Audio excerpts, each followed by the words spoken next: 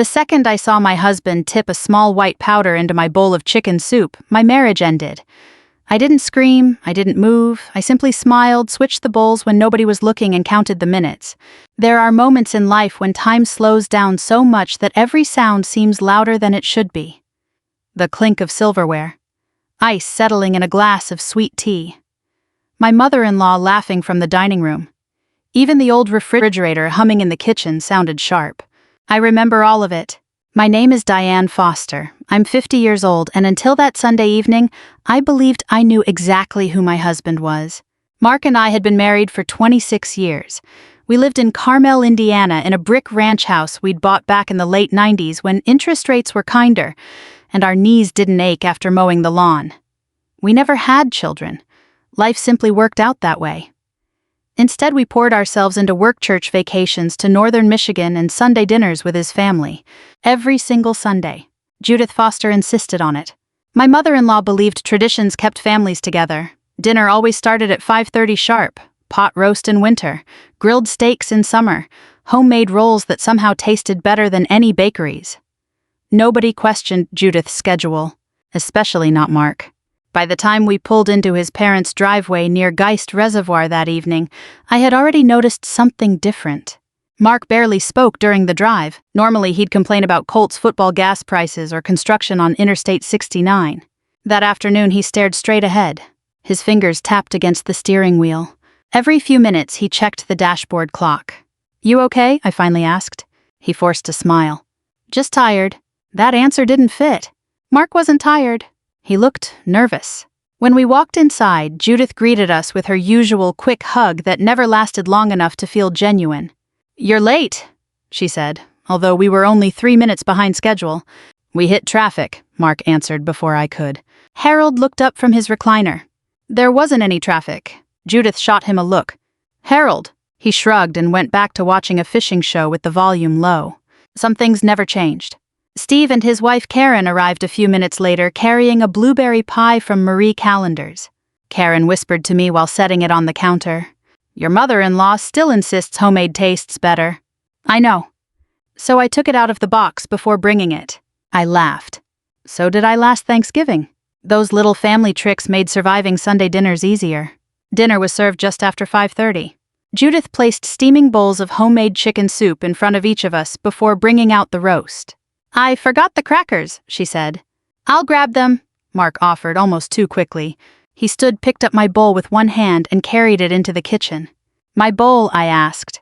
"You always like extra pepper." He smiled again. Too quickly. Too perfectly. Something inside me tightened. After all these years, I knew his habits. I knew the real smile that reached his eyes. This wasn't it. I excused myself quietly. "I'm going to wash my hands." Nobody paid attention. As I stepped into the hallway leading toward the guest bathroom, I glanced toward the kitchen. Mark had his back to the doorway. His shoulders were hunched. His right hand moved quickly. Then I saw it. A tiny white packet. He tore it open. Poured the contents into my soup. Stirred it twice. Folded the empty packet into his palm. For a second, I honestly wondered if I'd imagined it. Maybe it was salt. Maybe artificial sweetener. Maybe? No. He looked over both shoulders before slipping the empty packet into his pocket. People don't hide pepper. My heart started pounding so hard I thought he'd hear it. I stepped back before he turned around. In the hallway mirror, I caught my own reflection. I looked pale, older than 50. I suddenly remembered something my doctor had said only 3 weeks earlier. "Diane, your tests are mostly normal. I can't explain the dizziness. 6 months. 6 months of strange headaches. Walking into rooms and forgetting why. Feeling sleepy in the middle of conversations. Dropping coffee mugs because my hands suddenly felt weak. I'd blamed menopause. Stress. Getting older. Now every unexplained symptom lined up inside my head like dominoes. Mark carried my bowl back into the dining room. "There you go." I smiled. "Thanks." He sat beside me. His knee bounced under the table. Judith carved the roast. Harold started telling one of his old stories about getting lost outside Louisville 30 years ago. Steve interrupted every other sentence. Karen rolled her eyes. Everyone laughed. The room felt completely ordinary, except nothing was ordinary anymore. I looked down at the soup. Steam drifted upward. I could smell rosemary and thyme. Maybe I was wrong. Maybe I was about to accuse my husband in my own mind over nothing. Then another thought hit me. If I drank it, and I wasn't wrong, would anyone believe what I'd seen? Probably not. Mark reached for the butter. Everyone looked his direction for just a moment. Judith stood to refill Harold's iced tea. That tiny distraction was all I had. Without thinking any further, I slid my bowl toward Judith's place and pulled hers toward mine. The movement took less than 2 seconds. Nobody noticed. Not even Mark. Judith sat back down. She picked up the spoon. "So," she said, "who wants to host Thanksgiving this year?" She took one bite. Then another. Then another. I couldn't swallow. My own bowl, the untouched one originally meant for Judith, sat in front of me. Mark looked at me. "You're not eating." "It's hot." He nodded. "Give it a minute." His voice sounded almost hopeful. I glanced at the clock on the microwave behind Judith. 5:41 p.m. 1 minute. 2. 3. Harold finished his story. Karen laughed so hard tea nearly came out of her nose. Steve teased her. 5 minutes. Judith suddenly stopped talking. She blinked twice. "That's strange." Everyone looked at her. She frowned. "My hands feel..." The spoon slipped from her fingers and clattered onto the china plate. 6 minutes. She tried standing. Instead, she stumbled sideways into Harold. "Dad!" Steve jumped up. Judith's words came out slurred. "I can't..." 7 minutes. She collapsed onto the hardwood floor. The room exploded into chaos. Karen grabbed her phone and dialed 911. Harold knelt beside his wife. Steve shouted for towels, though nobody needed towels. And Mark never looked at his mother. Not once. He stared only at me. His face had turned completely white, because I was still sitting there. Wide awake. Perfectly alert. Exactly the way I wasn't supposed to be. The ambulance pulled away at 5:58 p.m. Its flashing lights reflected across the quiet water of Geist Reservoir while the rest of us stood in Judith's driveway, too stunned to speak.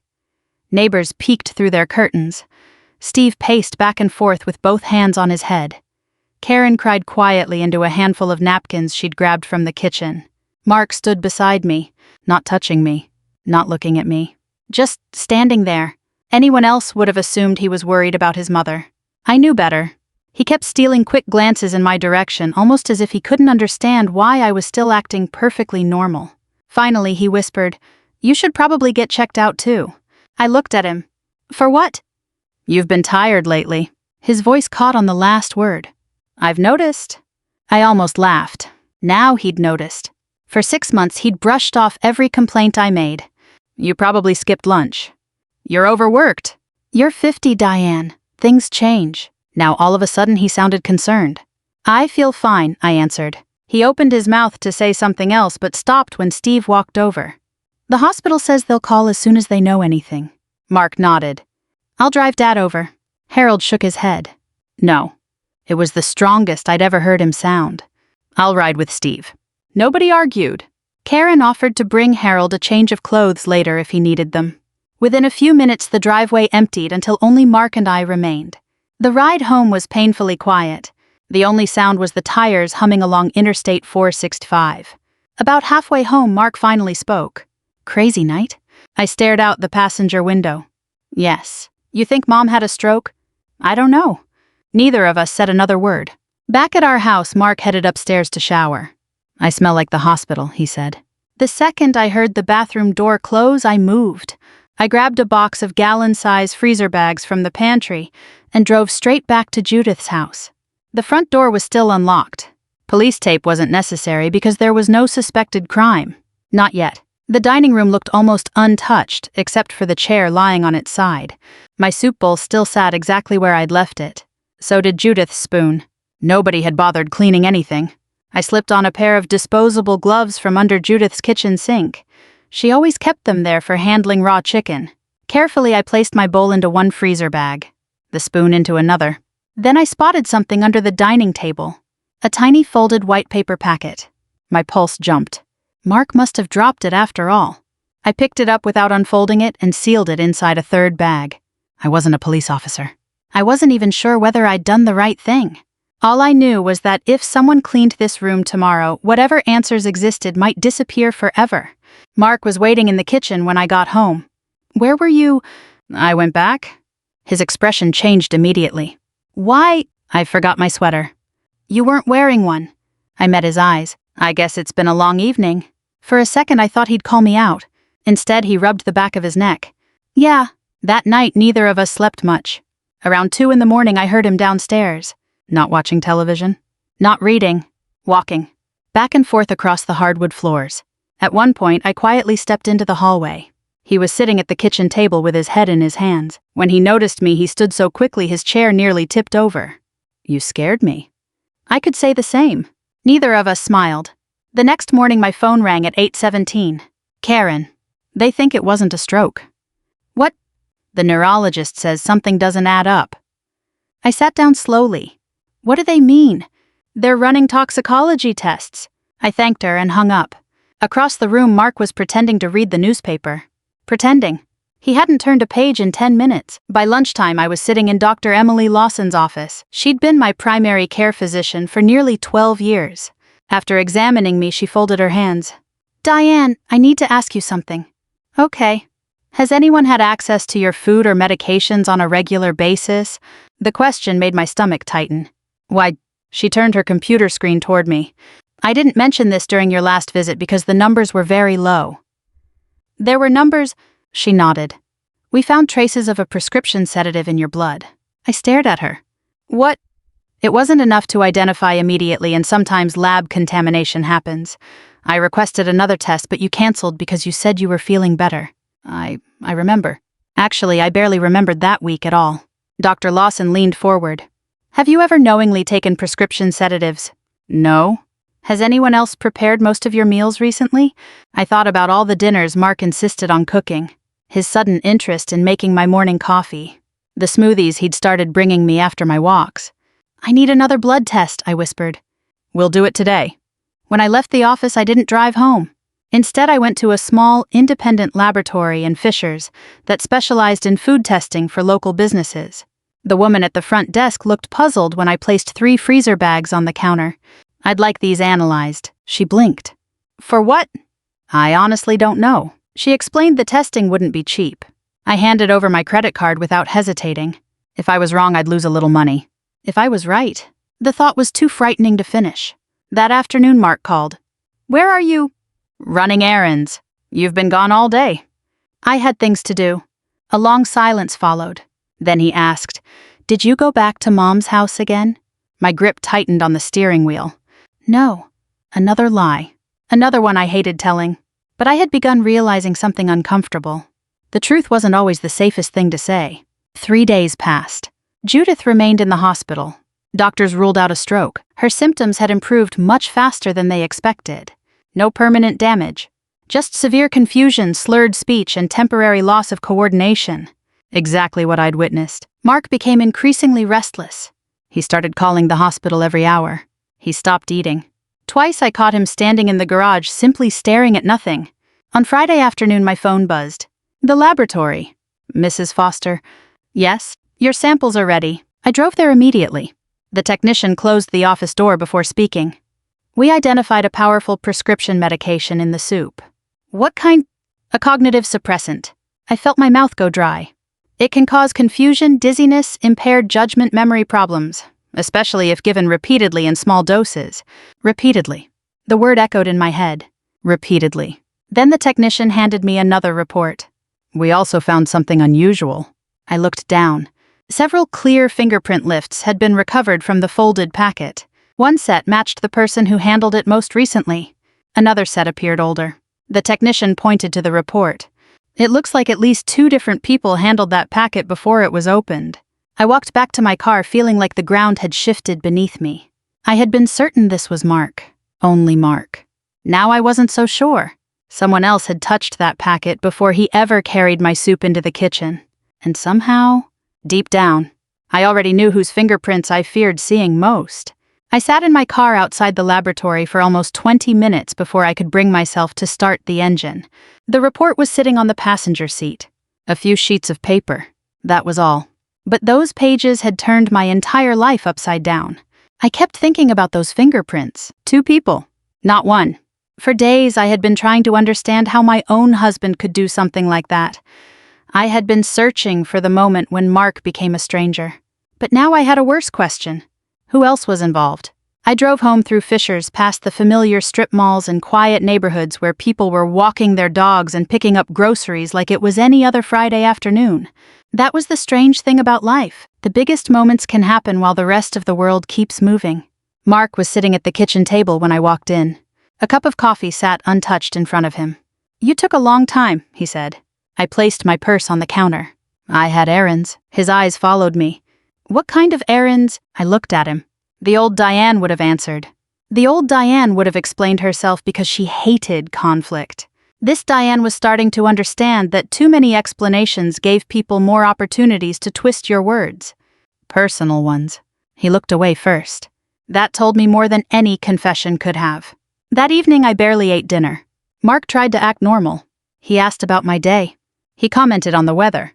He even mentioned a new restaurant opening near Keystone Avenue. It was almost insulting.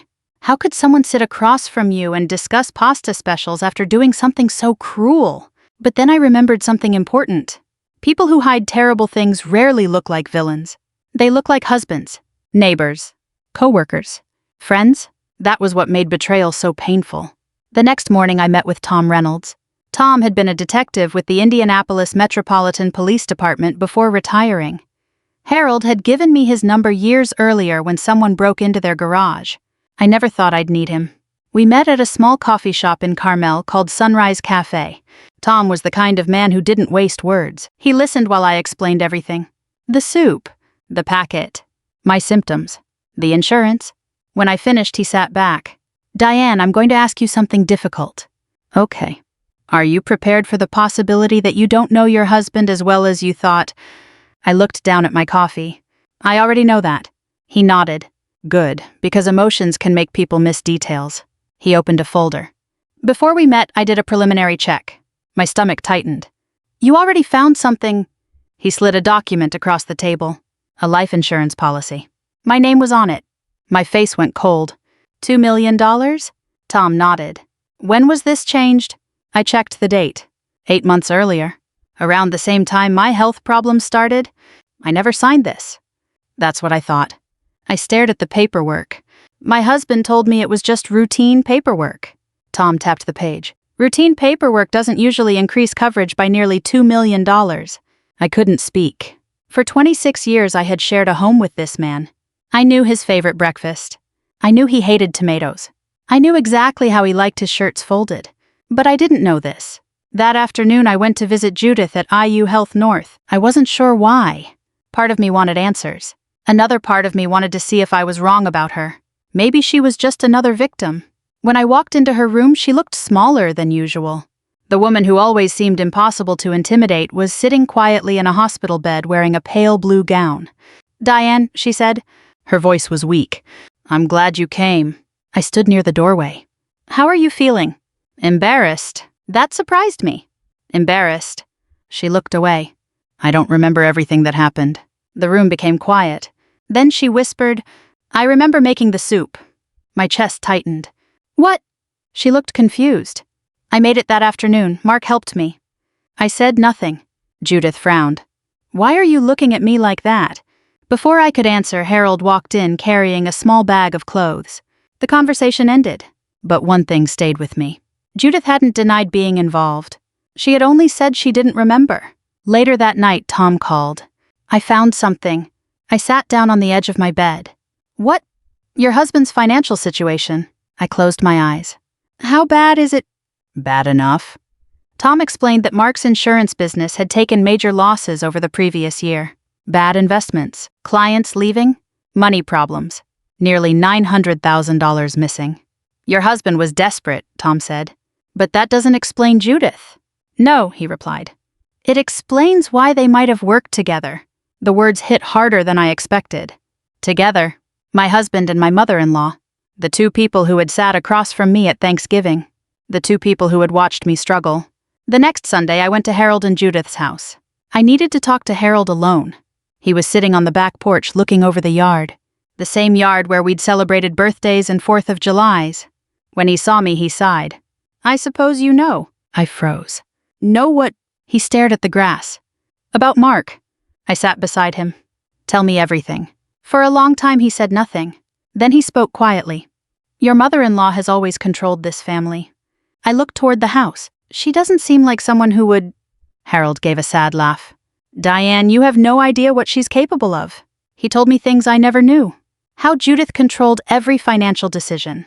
How she forced him to hide mistakes. How she threatened to leave him if he embarrassed the family.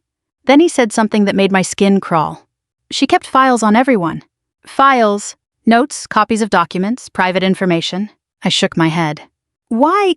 Because she liked having something over people. That evening, Steve called me. Diane, you need to see something. He sounded nervous. When I arrived at his house, he had a laptop open on the kitchen counter. I found this while helping Dad clean. On the screen was a folder. Inside were dozens of videos. From tiny cameras hidden inside clocks, picture frames, and decorations. At first we were shocked. Then one video made Steve laugh. It showed Judith complaining about his cooking, while secretly eating 3 slices of his homemade pie after everyone left. Even in the middle of everything we laughed. A real laugh. The kind that hurt because we hadn't felt normal in days. Then we opened another file. And the laughter disappeared. It showed Mark and Judith talking. About me. About my house. About my inheritance. About how they planned to make me look incapable of taking care of myself. I watched the screen without blinking. Then my phone buzzed. Unknown number. 1 sentence. Stop looking for answers. Next time there won't be a mistake. I stared at the message. For the first time since that dinner, I wasn't just angry. I was afraid. Because whoever sent that message knew exactly what I had discovered. And they were still watching me. The message stayed on my phone for 3 days. I didn't delete it. I didn't answer it. I didn't show Mark. I simply kept it. That was something I never thought I'd do in my life. I had always been the person who wanted problems solved quickly. If the sink leaked, I called the plumber. If there was an argument, I wanted to talk it out before going to bed. I believed that was what mature people did. You communicated. You forgave. You moved forward. But I was learning something painful. Sometimes moving forward meant stopping long enough to understand what had happened behind you. And this time I needed proof. Not guesses. Not anger. Proof. Tom Reynolds helped me understand that the biggest mistake people made when they discovered betrayal was acting too quickly. People who are guilty usually expect an emotional reaction, he told me over the phone. They expect yelling, accusations, tears. So what should I do? Something harder. What? Stay calm. I laughed quietly. Tom, I don't think calm is exactly what I feel right now. I know, that's why it's hard. He was right. Every day I sat across from Mark at breakfast, pretending I wasn't looking at a stranger. Every morning he asked if I slept well. Every morning I wondered if he was asking because he cared, or because he wanted to know if I remembered anything. Mark changed after I received the anonymous message. At first he became overly kind. He brought me coffee in bed. He offered to cook dinner. He asked if I wanted to take a weekend trip. It was the kind of attention I had wished for years earlier. But now it felt like wearing someone else's coat. It looked familiar. It felt wrong.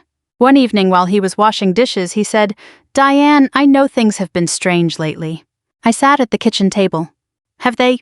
He dried his hands. I just feel like you've been distant. I almost smiled. The irony was unbelievable. I've been through a lot. So have I. There was something in his voice, a hint of frustration, like he was tired of pretending. Then he said something I never expected. Maybe we should consider selling the house. I looked up. Why? Fresh start. The answer came too quickly. A fresh start for him meant access to my home equity. Another piece of the puzzle. I nodded slowly. Maybe. He relaxed. He thought I was agreeing. I wasn't. The next morning, Tom called. We found more. I drove to his office in downtown Indianapolis. He placed several documents on his desk. Your mother-in-law had been researching guardianship laws. I stared at the papers. Guardianship. Yes. For me, he nodded. She consulted someone about declaring you unable to manage your own affairs. My hands went cold. Because of my memory problems. Exactly. Everything suddenly connected. The missed appointments, the dizziness, the confusion. The way Mark would casually remind people. Diane has been forgetting things lately. He wasn't helping me. He was building a story where I became the unreliable one. That afternoon, Harold called. Diane, I need to tell you something. His voice sounded different. Not scared. Determined. I found Judith's locked cabinet. I sat down. What was inside? Everything. He had found copies of financial records, insurance papers, my aunt's inheritance documents, even handwritten notes. Notes about me, about my habits, about my schedule, about when I was usually home alone. I closed my eyes. The person who always invited me to Sunday dinner had been studying me like a problem to solve. "Harold," I whispered. "I'm sorry." "No." His voice became firm. "You have nothing to apologize for." That sentence meant more than he probably realized. Because for days I had been carrying guilt. I had switched the bowls. I had caused Judith to become sick. Even though I knew why I did it, a part of me still wondered if I had crossed a line. Harold seemed to understand. "Diane, you reacted because you believed you were in danger." I looked out the window. The trees in our backyard were turning orange. I never thought my life would become this. Neither did I. The plan came together slowly. Not because I wanted revenge. Because I wanted the truth to be impossible to deny. Melissa Grant and attorney Tom recommended helped organize everything. She was calm, direct, and exactly the kind of person I needed. "You don't need a dramatic moment," she told me. "You need facts." The facts were overwhelming. The lab report, the insurance policy, the hidden recordings, the financial records, the threatening message. Everything pointed in one direction. But we needed one final thing, a confession. The opportunity came when Judith returned home from the hospital. Mark suggested we all have dinner together. "A family dinner," he said. The words almost made me laugh. A family dinner. The same thing that had started this nightmare. "I think that's a good idea," I answered. Mark smiled. He thought he was bringing everyone back together. He had no idea I was bringing everyone together for a different reason. Sunday evening arrived. The same dining room. The same table. The same china plates. Judith sat at the head of the table looking healthier but uncomfortable. Harold sat beside her. Steve and Karen sat across from me. Mark sat next to me. For the first few minutes, everything looked normal. Judith talked about how stressful the hospital had been. Mark complained about work. Steve made a joke about Harold's terrible driving. Everyone laughed. Then I placed a folder on the table. The room went quiet. "What is that?" Mark asked. I looked at him. "Answers." His smile disappeared. I opened the folder. First I placed down the insurance documents. Then the lab report. Then the guardianship paperwork. Nobody spoke. Judith reached for the papers. Her hands started shaking. "Diane." I held up one finger. "Please." For once she stopped talking. Then I connected my laptop to the television in the living room. Mark stood immediately. "What are you doing?" "Showing everyone something." The first video appeared. Mark and Judith. Talking about my health. Talking about my money. Talking about how easy it would be to convince people I couldn't make decisions for myself. Karen covered her mouth. Steve looked at his brother like he didn't recognize him. Mark's face changed. The calm husband disappeared. "Where did you get this?" I didn't answer.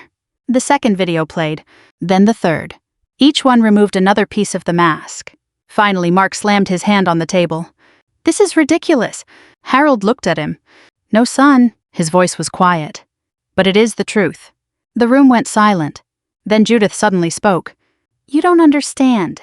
I looked at her. "Then explain." She opened her mouth. Nothing came out. And that's when Tom walked through the front door. Everyone turned. Mark stood up. "Who are you?" Tom calmly placed a badge wallet on the table. "Someone who has been listening carefully." He looked around the room. "Before anyone leaves, there's one more recording you need to hear." My heart started beating faster. Because I knew whatever came next would finally end the pretending. The room felt smaller after Tom walked in. That was the only way I could describe it. The same dining room where Judith had hosted birthdays, Christmas dinners, and family celebrations suddenly felt like a courtroom. The same walls that had heard years of laughter were now holding the truth everyone had tried to bury. Mark stared at Tom. "You can't just walk into someone's house."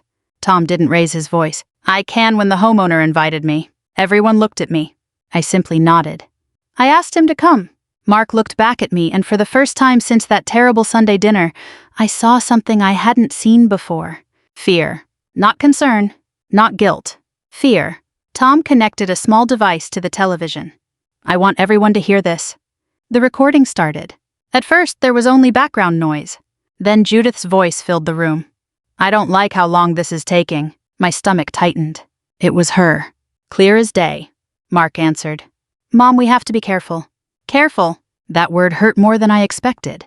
Because they weren't talking about protecting me. They were talking about protecting themselves, Judith continued. Diane has been more alert lately. Mark sighed. She won't figure it out. I closed my eyes for a moment. Hearing those words was different from reading documents. Different from seeing paperwork. This was their actual voices, their actual plans. Then came the part that made everyone freeze, Judith said. Once she starts forgetting things more often, we can move forward with the guardianship. Steve whispered, "Oh my God." Karen grabbed his arm. Nobody looked away from the screen. Nobody wanted to miss a second. The recording continued. They discussed my inheritance. They discussed selling the house. They discussed the insurance money. They talked about me like I was an obstacle standing between them and a better life. Not a wife. Not family. An obstacle. When the recording ended, nobody spoke for several seconds. Then Harold slowly stood up. I had never seen him look so different. For years he had been the quiet one. The man who avoided arguments. The man who changed the subject when Judith became too harsh. But that night something inside him finally broke. "Judith!" She looked up. His voice shook. Not with fear. With disappointment. "How long?" She looked away. "Harold, how long have you been planning things behind everyone's backs?" She didn't answer. That was an answer. Harold nodded slowly. "I spent 50 years defending you." His eyes filled with tears. "And I kept telling myself you were just strong-willed." He looked around the room. "But this isn't strength." Nobody interrupted him. "This is cruelty." Judith lowered her head. For once she had nothing to say. Mark wasn't as quiet. "This proves nothing." Everyone looked at him. He stood up. "You don't know the whole story." I almost laughed. The same sentence. The same excuse people use when the truth becomes too uncomfortable. Tom stepped forward. "Actually, we do know quite a bit." He placed another folder on the table. The laboratory report, the insurance changes, the forged documents, the financial records, the threatening message sent to Diane. Mark's face changed. The message wasn't... He stopped. Too late. Everyone noticed. I looked at him. "You knew about the message." He swallowed. "I meant, I heard about it." "From who?" Silence. Then Tom answered for him. "We already know." He looked at Judith. "Your phone records place you in contact with the number used to send it." Judith closed her eyes. The last door had opened. There was nowhere left to hide. The police arrived 20 minutes later. There was no shouting. No dramatic scene. Just paperwork. Questions. Quiet conversations in the hallway. That almost made it worse. For years I had imagined justice arriving with some huge moment. Some unforgettable speech. But real consequences are often much quieter. They come with forms being signed. Doors closing. People finally being held responsible. Before leaving, Mark stopped near the doorway. For a second I saw the man I married. The man who used to dance with me in the kitchen. The man who held my hand when my father passed away. That was the hardest part. Not losing him. Realizing that the person I missed had been gone for longer than I knew. "I'm sorry," he whispered. I looked at him. And strangely, I believed he meant it. But regret and accountability are not the same thing. "I'm sorry too," I said. His face changed. "For what?" "For believing I knew you." Then I walked away. The months after that were not easy. People sometimes think once the truth comes out, everything immediately feels better. It doesn't.